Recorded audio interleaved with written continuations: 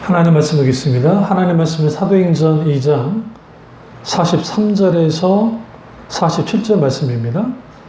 사도행전 2장 43절에서 47절입니다. 사람마다 두려워하는데 사도들을 말미암아 기사와 표적이 많이 나타나니 믿는 사람이 다 함께 있어 모든 물건을 서로 통용하고 또 재산과 소유를 팔아 각 사람의 필요를 따라 나눠주며 날마다 마음을 같이하여 성전에 모으기를 힘쓰고 집에서 떡을 떼며 기쁨과 순전한 마음으로 음식을 먹고 하나님을 찬미하며 또 온 백성에게 칭송을 받으니 주께서 구원받는 사람을 날마다 더하게 하시니라. 아멘. 말씀 제목은 초대교회의 신앙을 계승하라 라는 제목으로 말씀을 드리겠습니다. 초대교회의 신앙을 계승하라 라는 제목으로 말씀을 나누도록 하겠습니다. 오순절날 성령 강림을 통해서 교회가 시작됐습니다. 성령의 세례를 받고 성령의 충만함이 있게 되어졌을 때 가장 먼저 변한 것은 사도들이었습니다. 그리고 120문도가 놀랍게 성령께 강하게 붙들렸습니다. 그 중에서 가장 많이 변한 사람은 사도 베드로인데 그 사도 베드로가 성령의 충만한 상태에서 설교를 하자 많은 사람들이 주께로 돌아오는 놀라운 역사가 일어났습니다. 우리는 여기에서 성령 충만함과 그리고 초대교회 그리고 말씀 충만 이러한 것들은 결국 초대교회의 두 개의 날개와 같은데 말씀 충만과 성령 충만함이 초대교회에 분명하게 있었기 때문에 그렇습니다. 베드로는 얼마 전까지만 해도 예수님을 부인하고 그리고 또 심지어는 예수님을 버리고 도망쳤던 그러한 사람이 베드로입니다. 그런데 그랬던 그가 성령 강림 이후에 완전히 달라졌습니다. 그리고 놀라운 성령의 역사 속에서 그가 철저하게 하나님 말씀에 붙들려지고 그 말씀을 가지고 복음을 선포할 때 복음의 역사가 나타났습니다. 초대교회는 시간적으로는 우리로부터 2000년 전에 있었던 교회이지만 그러나 시간과 공간을 초월해서 전 세계에 흩어져 있는 모든 교회가 추구해야 되고 분명하게 따라가야 될 교회가 교회의 표준이 되는 교회가 초대교회입니다. 그런 의미에서 우리는 초대교회였던 이 예루살렘 교회 그 교회를 우리는 추구해야 되고 그리고 그러한 교회가 되도록 몸부림칠 필요가 있습니다. 성경을 읽다 보면 서신서에서 나오는 교회들과 대표적으로 빌라델비아 교회, 갈라디아 교회, 데살로니가 교회 그런 여러 교회들이 있고 또 요한계시록에 나오는 소아시아 7교회가 있습니다. 그리고 사도행전에 나오는 예루살렘 교회 혹은 또 안디옥 교회 그러한 교회가 분명히 있습니다. 그리고 그 교회마다 각기 특징이 있고 또 사회 문화적인 배경이 다르기 때문에 여러 형태로서 이제 교회가 분명하게 지교로서 세워졌습니다. 그럼에도 불구하고 모 교회라고 할 수 있는 예루살렘 교회는 아주 중요한 위치를 차지하고 있었습니다. 소아시아 교회만 해도 예수님께 칭찬받는 교회가 있었지만 때로는 책망만 받고 칭찬과 책망을 같이 받는 교회도 있었습니다. 사도행전에 나오는 최초의 예루살렘 교회 혹은 다락방 교회, 마가의 다락방 교회라고 하는 그 교회는 이 지상에 사실상 모든 교회의 모델이 될 만한 그러한 교회가 예루살렘 교회 혹은 초대교회입니다. 그래서 우리는 반드시 초대교회로 돌아가야만 하고 그리고 그 초대교회가 가졌던 두 가지 날개, 말씀의 날개와 성령 충만이라는 그 날개가 분명하게 있어야 되고 모든 그리스도인들도 말씀과 성령이라고 하는 이 두 가지 조화를 가진 그러한 신앙생활을 그러한 교회가 되도록 그러한 성도가 되도록 우리는 몸부림칠 필요가 있습니다. 예루살렘 초대교회는 지상교회의 모델이 됩니다. 예수님께서 부활하시고 승천하신 다음에 예수님의 제자들에게 분부하신 대로 예루살렘에 머물러 있으라 했고, 그리고 성령께서 그들에게 강림하셨습니다. 그리고 그 강림하심을 통해서 초대교회가 이제 탄생되어집니다. 물론 하나님의 교회가 잉태된 것은 예수 그리스도 그분의 부활, 그리고 물론 그 전에 성육신부터 시작되어지긴 하지만 예수님의 부활을 통해서 교회가 잉태되어졌고, 그리고 예수님께서 십자가와 그 부활을 통해서 잉태되어지고, 그리고 실질적으로 교회가 이 땅에 나타나는 것은 성령 강림을 통해서 초대교회가 세워진 겁니다. 그렇다 한다면 우리는 초대교회 같은 그러한 교회로 돌아가야만 하고 그러한 교회가 되어져야 합니다. 그렇다 한다면 우리는 이 초대교회가 어떤 두드러진 특징이 있는지, 어떤 교회에 있는지를 분명히 먼저 알아야 우리는 그 초대교회로 돌아갈 수 있게 되어질 겁니다. 그렇다 한다면 초대교회의 특징은 어떤 특징을 갖고 있을까요? 첫째로 초대교회는 성령님이 주체가 되는 교회였습니다. 신약교회의 전체적으로 두드러지는 특징은 성령께서 주도하시는 교회였다는 겁니다. 복음서 기자들 뿐만 아니라, 그리고 또 서신서, 그리고 사도행전, 이런 기사들을 쭉 들여다보시면 결국은 성령에 사로잡힌 사람들이 예루살렘 교회의 주축 멤버가 됐던 것을 보게 되어집니다. 사도행전 2장 1절, 오순절날이 이미 그들이 다 같이 한 곳에 모여 있었다 했습니다. 그것은 마가다락방입니다. 우리가 생각하는 다락방은 아니고 큰 홀입니다.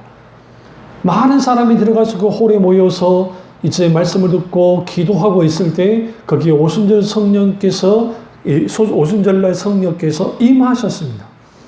그리고 교회가 이제 탄생되어지는 겁니다.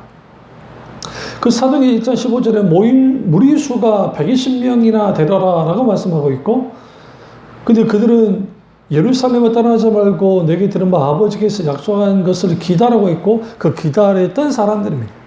우리가 고린도서 보면 500문도가 주님의 부활을 목격했다는 걸 통해서 적어도 예루살렘 교회에 500문도가 있었을 것 같고요. 많은 신학자들 그렇게 봅니다. 그리고 이제 날이 쭉 많이 안식일을 거치하던 일들이 벌어지고 성령 강림이 언제 올지 모르잖아요. 그런 상황에서 120명 문도가 모였을 때, 그곳에 남았을 때 그곳에 성령이 임하신 겁니다.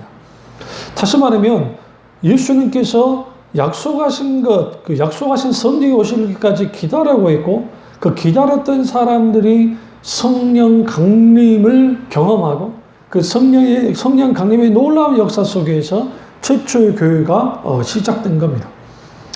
그래서 우리가 사도행전 2장 그 2절을 보면 호련히 하늘로부터 급하고 강한 바람 같은 소리가 있어 그들이 앉은 온 집에 가득하며 불의 혀처럼 갈라지는 것들이 그들에게 보여 각 사람 위에 하나씩 임하여 있더니 라고 되어 있습니다. 성령께서 바람 소리와 불의 형체같이 강렬한 모습으로 그들에게 임재하셨습니다.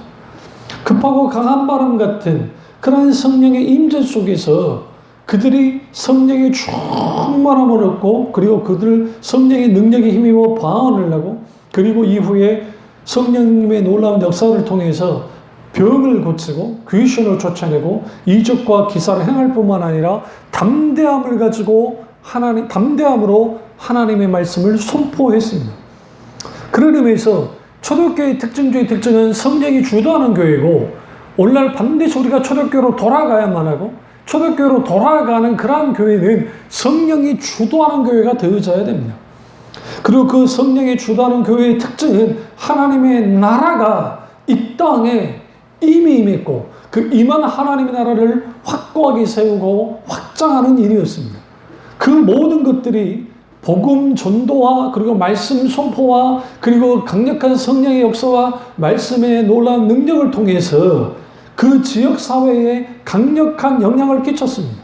그리고 그것을 통해서 예수 그리스도 그분이 메시아이시고 예수 그리스도 그분이 하나님이신 것을 분명하게 드러냈습니다. 그런 의미에서 성령이 주도하는 교회, 그 교회야말로 초대교회이고 그 초대교회를 모델 삼아서 추구해야 나가는 교회들은 성령이 주도하는 교회가 되도록 해야 됩니다. 그런 의미에서 우리는 성령께 민감해야 되고 성령의 기름 부음과 성령 충만함 속에 분명하게 있어야 됩니다.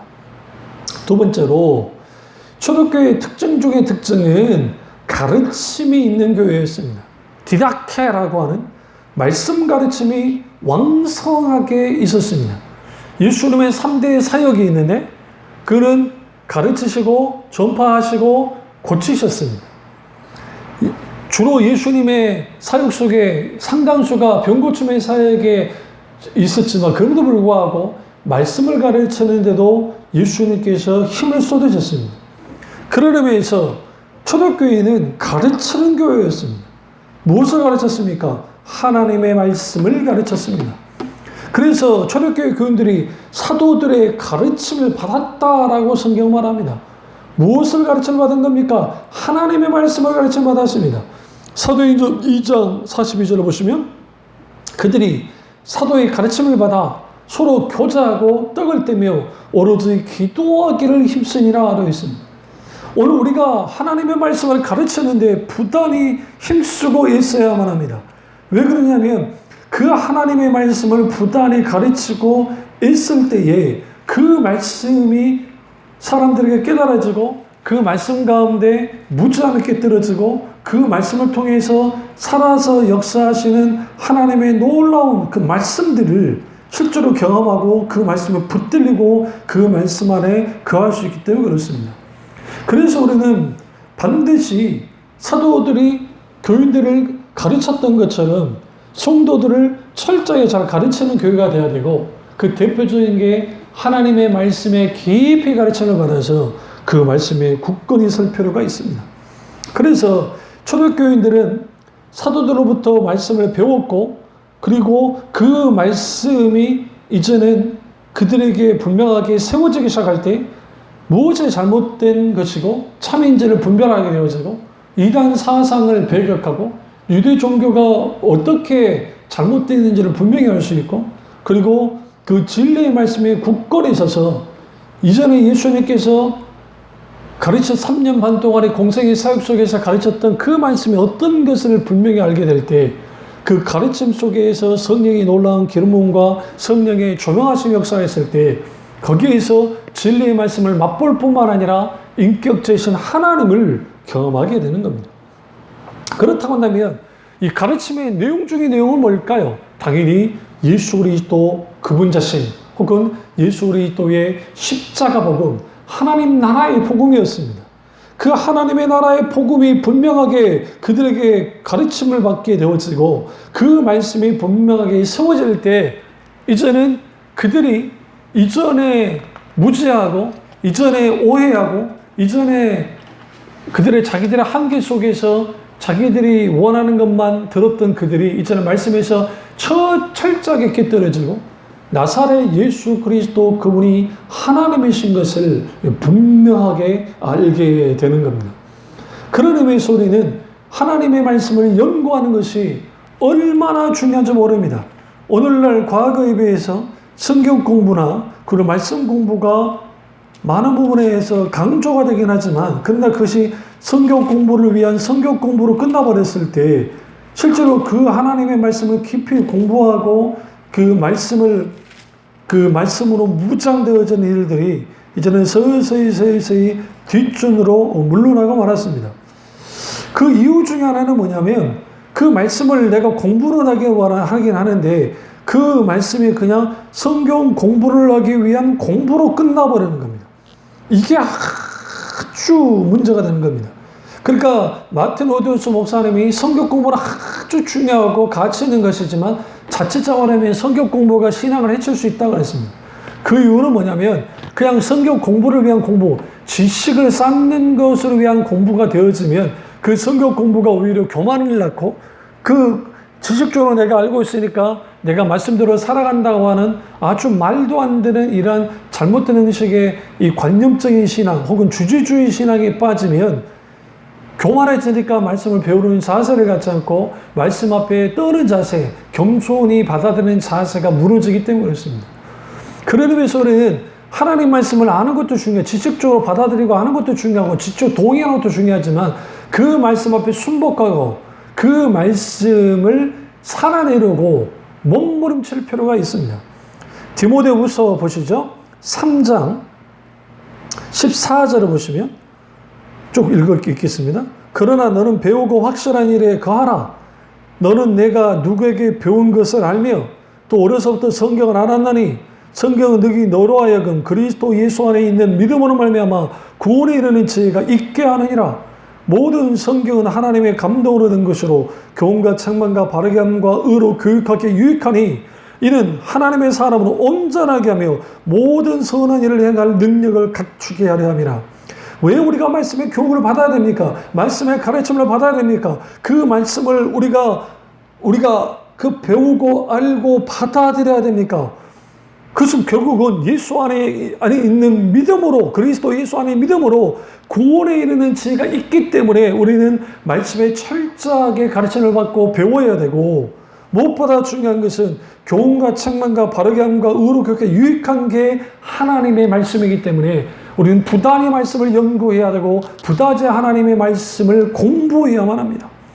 그리고 이러한 이 모든 것들, 가르침을 받는 것, 또 배우는 것들이 왜 중요하느냐? 하나님의 사람으로 온전하게 하기 때문에 그렇습니다. 그렇습니다. 결국 우리가 우리의 잘못된 것들이 말씀으로 교정을 받고 그 성경 말씀을 통해서 우리가 온전하게 우리가 말씀을 배워나갈 때 우리가 온전하게 되어질 뿐만 아니라 모든 선한 일을 행할 능력을 갖출 수 있기 때문에 그렇습니다. 그렇습니다. 우리가 하나님의 말씀으로 무장되지 않으면, 매일의 양식을 우리가 먹지 않으면, 그 말씀 가운데 온전히 우리가 세워지지 않으면 우리 가운데 우리는 분명하게 무슨 일이 벌어지느냐? 기도를 많이 하고 내가 으쌰으쌰는 하고 은사가 많이 나타나는데 정작 하나님의 말씀이 없으면 안고 없는 찐빵 같아서 언제 어느 때 다 무너져 버립니다. 끝나버리는 겁니다. 그래서 우리는 하나님의 말씀과 성령의 조화 가운데 있어야 되고, 우리는 그 하나님의 말씀을 배우기를 부단히 힘쓰고 그 말씀을 사모하고 그 말씀 안에 거하기를 원해야 되는 겁니다. 그렇기 때문에 우리는 반드시 하나님의 말씀의 가르침을 받아야 되고, 그 가르치는 교회가 되어야 되고, 그 말씀을 가르치는 그 교회 속에서 말씀의 완전한 그리고 온전한 그 붙들리는 그 말씀에 살아서 역사하는 그 진리가 넘쳐나는 생명 넘치는 말씀이 살아 움직이는 그런 교회가 되어야 됩니다. 세 번째로 초대교회의 특징 중의 특징. 우리가 초대교회를 돌아가야 되고 그 초대교회를 추구하고 나가는 교회가 되려면 교제하는 교회가 되어야 됩니다. 교제는 헬라어로 코이노니아라는 그 뜻은 공동을 뜻하는 코이노스에서 나왔는데 이것은 친교, 사귐 그런 뜻을 갖고 있습니다. 여기서 우리가 교제한다라고 할 때 이 교제는 서로 교제하며가 굉장히 중요합니다. 나와 친한 사람만이 교제하는 것이 아니라 내가 기꺼이 교제를 하는 겁니다. 초대교회는 성도들끼리 진정한 사랑과 사귐이 있는 공동체였습니다. 그리고 다양한 그룹들이 있었습니다. 가정 환경, 친구, 취미, 신분, 성격, 여러 가지 달랐습니다. 그럼에도 불구하고 성령의 놀라운 능력 가운데 예수 그리스도의 십자가의 능력으로 그들이 하나가 되어지고 연합된 공동체로서 교제를 나눴다는 겁니다. 문제는 뭐냐면 오늘날에 자기들의 마음이 맞고 자기들에게 어떤 사는 수준이 비슷하고 어떤 그러한 것들을 중심으로 하는 그러한 교제를 나누려고 하는 것들을 봅니다. 어떻게 보면 세상적으로 봤을 때 그게 크게 문제가 되지 않을 것 같지만 교회는 절대로 그러면 안 됩니다. 교회는 잘난 사람이나 좀 못난 사람이나 부자들이나 가난한 사람이나 상관없이 예수 그리스도 안에서 하나가 될 필요가 있습니다. 연합되어야 됩니다. 그래서 서로 교제하며라고 성경이 말한 것처럼 우리는 반드시 예수 그리스도 안에서 서로 교제하는 그리스도인들이 되어져야만 합니다. 그렇다고 한다면 예수 그리스도 안에서 교제하는 그러한 교회의 특징이 뭐였는가? 사도행전 2장 44절과 45절을 보면 믿는 사람이 다 함께 있어 모든 물건을 서로 통용하고 또 재산과 소유를 팔아 각 사람의 필요를 따라 나눠주며 물론 오늘 이 예루살렘 교회 이 상황은 특수적인 상황인 것은 분명합니다. 왜 그러냐면 소아시아 유대인들 디아스포라 흩어진 유대인들이 절기를 지키기 위해서 왔다가 그들이 예수님을 이제 믿게 되고 회개하고 돌이키고 그리스도인이 됩니다. 그러다 보니 갑자기 3,000명이라는 사람이 몰려들었고 그러니까 교회 안에 이제 그들이 각기 고향으로 같이 돌아가지 않고 거기에 모여 있었기 때문에 그들이 필요한 그들이 체류할 수 있는 체류 비용부터 시작해서 각기 자기들이 절기를 지킬 만큼의 갖고 왔겠지만 그래도 많은 사람이 모였기 때문에 돈이 필요했을 것이고 그러다 보니까 초대교회 성도들이 한 푼 두 푼 자기들의 필요를 모아놓고 내어놓기 시작했고 그뿐 아니라 바나바 같은 사람은 자신의 그 가지고 있는 모든 재산을 팔아서 실제적으로 교회를 헌신하는 그러한 일도 있습니다. 여기서 우리가 오늘날의 교회가 자신의 소유를 다 팔아서 그 필요에 따라 나눠주고 하는 일들이 사실상 그게 정말 쉽지는 않겠지만 그럼에도 불구하고 오늘날 우리가 교회 공동체가 해야 될 일들은 뭐냐면 그 교회 공동체가 연약한 지체들의 필요를 채워줄 수 있는 그러한 교회가 되도록 몸부림칠 필요가 있습니다. 물론 교회는 소위 말하는 구제 공동체는 아닙니다. 많은 사람들이 착각하는 게 교회는 구제해야 된다. 구제하는 걸 무조건 우선해야 된다고. 아니요. 교회 공동체는 말씀 공동체의 성령 공동체입니다. 그 구제는 예수 그리스도의 사랑을 가지고 얼굴 없는 섬김으로서의 구제를 해야 됩니다. 다시 말하면 오른손이 하는 일을 왼손이 모르게 해야 되는 것이죠. 그리고 분명하게 그 교회 공동체 안에 있는 사람들을 먼저 구제하고 그리고 지역사회, 가까운 지역사회 더 확장하면 이 나라 이민족, 더 확장하면 세계 열방에 이르기까지 그들에게 힘이 되는 대로 구제하는 일을 하는 것은 아름다운 일이고 주님 보시기에 정말 귀한 일입니다. 그러나 우리가 언뜻 보면 초대교회 이 모습이 다 나눠주고 다 했으니까 그 속에서 마치 공산주의나 사회주의 사상처럼 보일지 모르지만 물론 마르크스가 이걸 보고 공산주의를 꿈을 꿨다는 표현을 쓰긴 하지만 그러나 사실은 거기에 인간의 어떤 자기들의 이성만 가지고 해결할 수는 없습니다. 성령이 여기에 강하게 역사하셨기 때문에 가능했던 겁니다. 그러나 여기서 오해하지 말아야 할 것은 초대교회가 사유재산이나 개인 소유권을 전면 부정한 게 아닙니다. 분명하게 그들은 뭡니까? 분명하게 그들의 소유를 가지고 있었습니다. 중요한 것은 뭐냐면 특수한 상황 속에서 그때그때 정말 헌신하는 그리스도인들이 있었고 그걸 통해서 기꺼이 즐거운 마음으로 함께 나누는 공동체였다는 겁니다. 그렇습니다. 하나님 사랑과 이웃 사랑을 실질적으로 자신의 옥함을 깨뜨려서라도 섬길 수 있는 그런 공동체, 그 공동체가 초대교회였습니다. 그런 의미에서 우리는 사랑의 교제 가운데 한 가족같이 사랑으로 뭉쳐있는 사랑의 공동체가 되어야 됩니다. 그러한 공동체가 됐을 때 거기로부터 하나님의 놀랍고도 놀라우신 역사가 분명하게 일어나는 겁니다. 네 번째로 초대교회는 기도에 힘쓰며 찬미하고 예배하는 교회였습니다. 사도행전 2장 42절을 보면 기도하기를 전혀 힘쓰며 사도행전 2장 47절에는 하나님을 찬미하며 예배하는 교회였습니다. 교회 사역에 있어서 예배는 생명과도 같습니다. 기도했다, 찬양했다, 예배했다라는 것. 결국은 예배가 생명력이 없으면 교회의 생명력도 없고 예배가 죽으면 교회도 죽고 그 안에 있는 성도들은 말할 것도 없습니다. 그렇다고 한다면 우리는 기도에 힘쓰는 교회가 되어야 되고 찬미하는 교회가 되어야 되고 예배하는 교회가 되어야 됩니다. 예배가 살아있으면 교회가 살고 예배가 건강하면 교회도 건강해지는 겁니다. 그렇기 때문에 온전한 예배가 드려질 때 교회가 온전해지고 예배가 회복될 때 교회도 회복되어지고 교회가 교회다워지는 겁니다. 그렇기 때문에 예배는 모든 교회의 사역 중에 가장 중요한 핵심 사역입니다. 오늘날 우리가 초대교회로 돌아가자 할 때에 그 모토는 500년 전에 있었던 종교개혁자들의 모토와 같습니다. 그들은 초대교회 예배로 돌아가기를 원했습니다. 왜? 예배 개혁으로서의 종교개혁이 일어났기 때문에 그렇습니다. 결국은 예배는 신앙의 종합, 굳이 이런 표현을 쓰기 좀 그렇지만 예술이라는 표현을 쓸 때에 신앙의 종합 예술이라고 할 수 있는 것이 예배입니다. 왜냐하면 신앙의 모든 것들이 응집되어져서 그리고 그것으로 나타내 보여지는 것이 예배이기 때문에 그렇습니다. 그렇다고 한다면 우리가 하나님께 드리는 이 예배가 반드시 어떤 예배가 되어야 되냐면 그 하나님 그분에게 온전히 찬미와 찬사를 드리고 영광을 드리는 그러한 예배가 되어야 됩니다.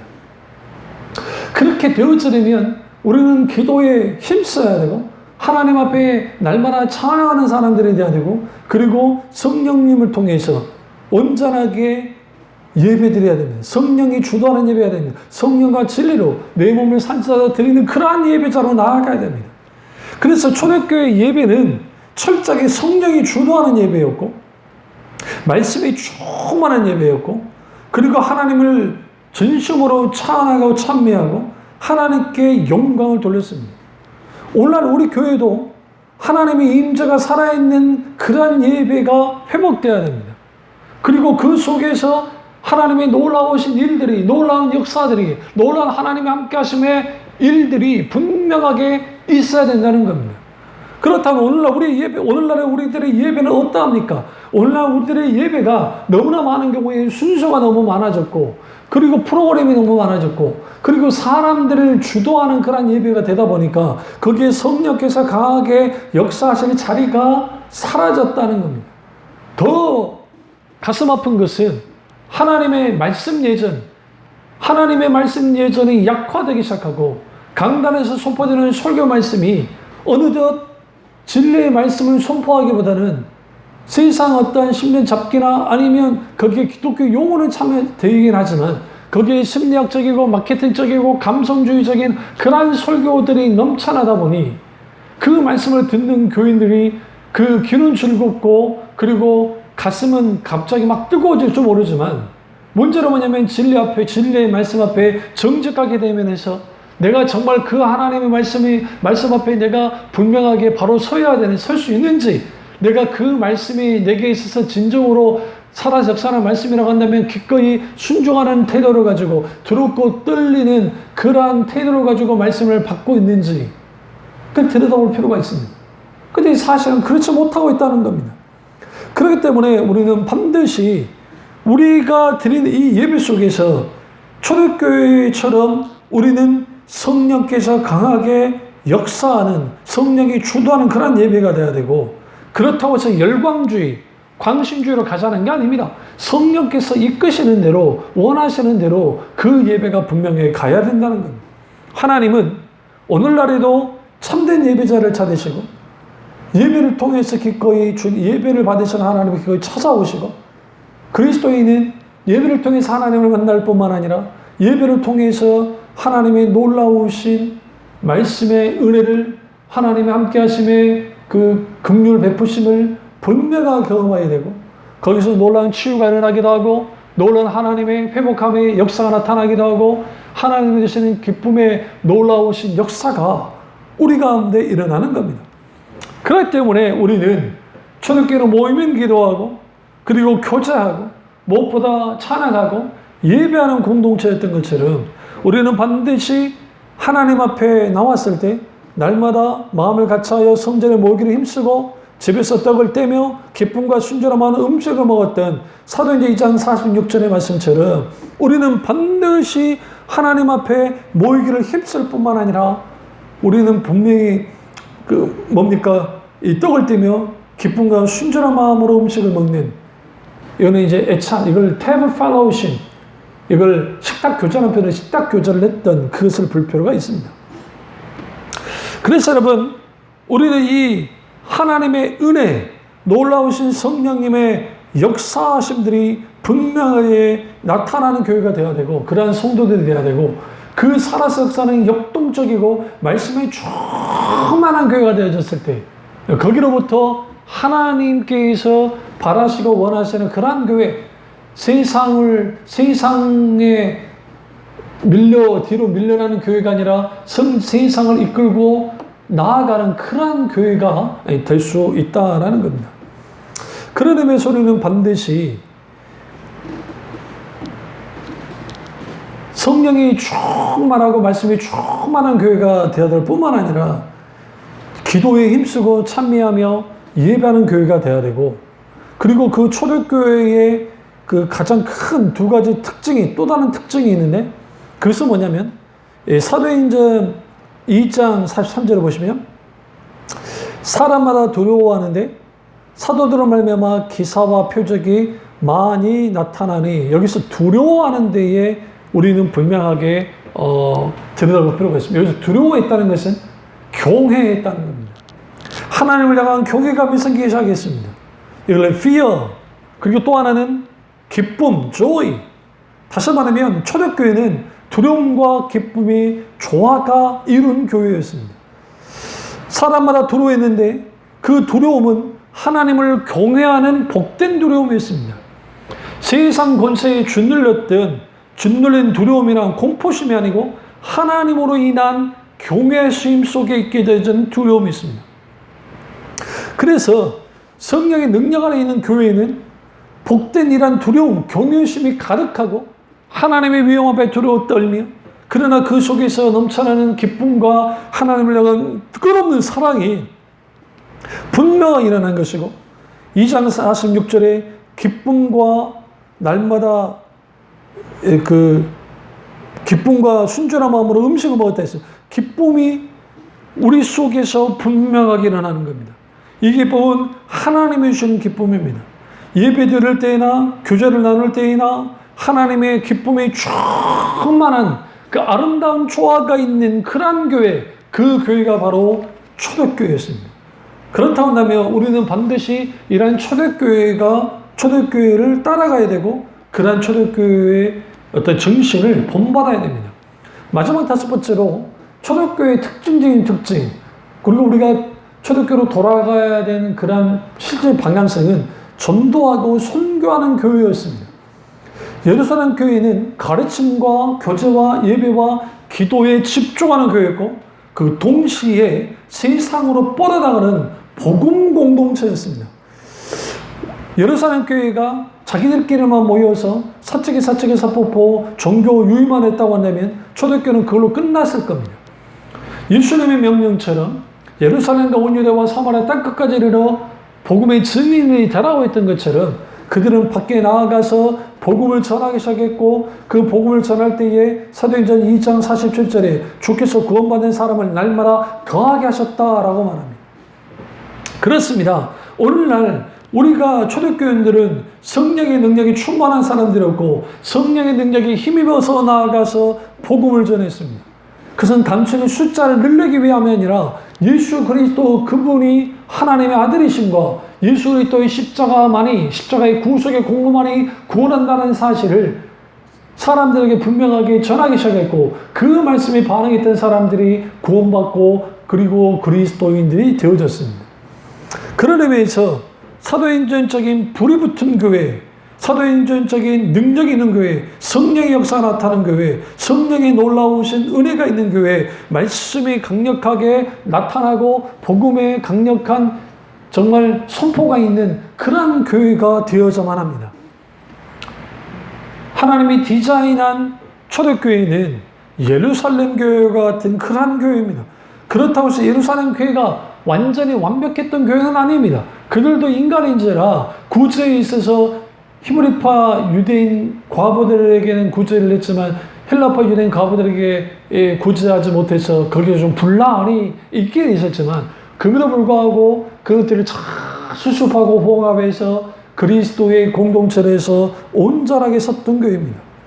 초대교회의 그 공동체는 복음 전도에 있어서는 목숨을 걸고 나아가 복음을 전했던 교회 공동체고, 그리고 상호 간의 사랑과 교제가 넘치는 사랑의 공동체였습니다. 그리고 그렇게 긴밀하게 연결된 그 공동체가 기꺼이 주님을 위해서, 기꺼이 다른 지체들을 위해서 섬김과 봉사하고, 내가 손해보더라도 철저하게 주님을 드러내고 그리스도의 사랑을 전하고 그리스도의 진정한 그 가치를 드러내고, 무엇보다 세상이 줄 수 없는 기쁨을 가지고 그 놀랍고 성령 충만과 기쁨과 은혜 가득한 그러한 교회였습니다.